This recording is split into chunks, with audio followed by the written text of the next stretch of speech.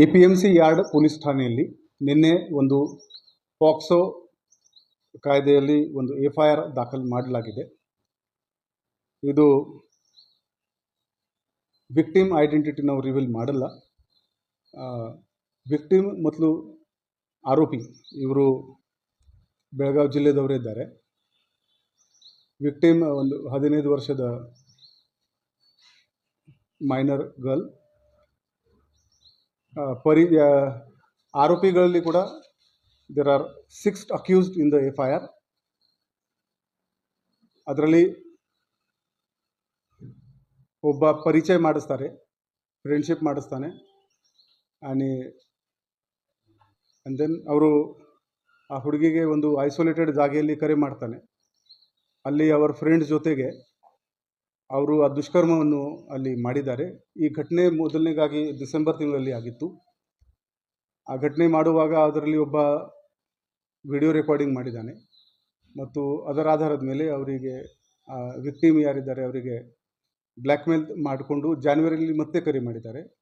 ಆವಾಗ 3 ಮಂದಿ ಅವರ ಜೊತೆಗೆ ದುಷ್ಕರ್ಮವನ್ನು ಮಾಡಿದ್ದಾರೆ. ಒಟ್ಟು ಇದರಲ್ಲಿ 6 ಆರೋಪಿ ಇದ್ದಾರೆ.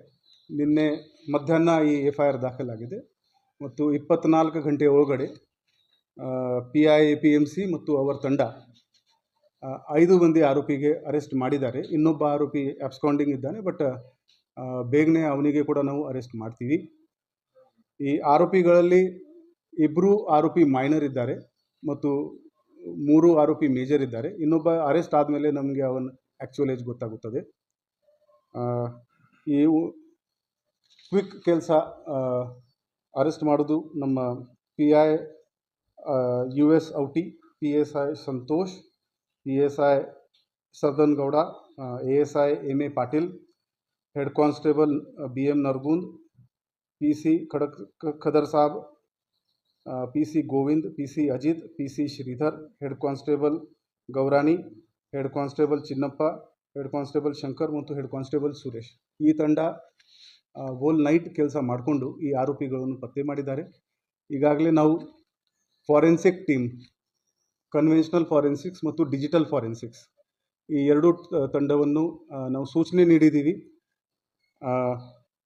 IPC ಭಾರತೀಯ ನ್ಯಾಯ ಸಂಹಿತಾದು ಸೆಕ್ಷನ್ 65 ಮತ್ತು ಸೆಕ್ಷನ್ 70 ಇದರಲ್ಲಿ ಇನ್ವೋಕ್ ಮಾಡಲಾಗಿದೆ ಮತ್ತು ಪಾಕ್ಸೋ ಕಾಯ್ದೆದು ಸೆಕ್ಷನ್ 4, 6, 8 ಮತ್ತು 12 ಇದನ್ನು ಇನ್ವೋಕ್ ಮಾಡಲಾಗಿದೆ. ಮ್ಯಾಕ್ಸಿಮಮ್ ಪನಿಷ್ಮೆಂಟ್ ಇದರಲ್ಲಿ 20 ವರ್ಷ ಇದೆ.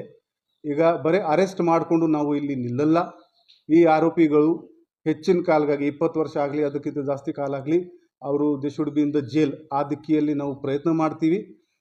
ನಮ್ಮ forensic team, digital forensic team ಈಗಾಗಲೇ they have been deployed on the task of doing scientific investigation and ಅದರ ಆಧಾರದ ಮೇಲೆ ಚಾರ್ಜ್ ಶೀಟ್ ಸಬ್ಮಿಟ್ ಮಾಡಿಕೊಂಡು ಇದರದ್ದು ಪ್ರಾಸಿಕ್ಯೂಷನ್ ಕೂಡ ಬೇಗನೆ ಆಗಬೇಕು ಅಂತ ನಾವು ಪ್ರಯತ್ನ ಮಾಡ್ತೀವಿ.